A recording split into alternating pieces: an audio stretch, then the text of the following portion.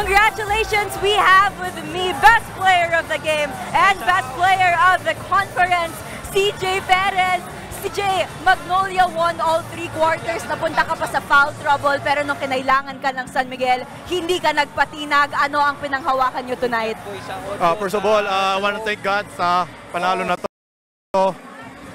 Sa family ko, sa wife ko, sa mga friends ko, mama ko na nasa Canada ngayon, family ko sa Pangasinan, and yeah, TMG and lahat ng sumusuporta. Yun, just parang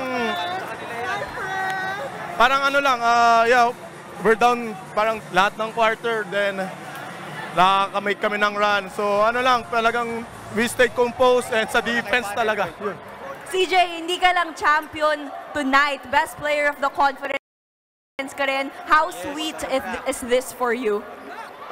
Sabi ko nga, nung nakuha ko yung best player of the conference, hindi pa siya nagsisinkin sa akin. Talagang inantay ko talaga manalo kami dito. And mas sweet kasi siya pag talagang nanalo kami ng championship. And ito talaga yung goal namin.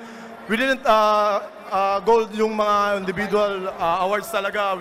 Ito yung goal namin parang 6-8 months ago. Ito talaga yung pinangarap namin. So yeah, I'm just thank God talaga. Nag-sink in na ba sa'yo ngayon, CJ? Yeah, I can celebrate na.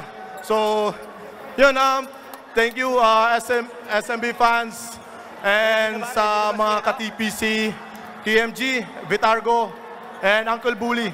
Shout out sa inyo. Maraming salamat.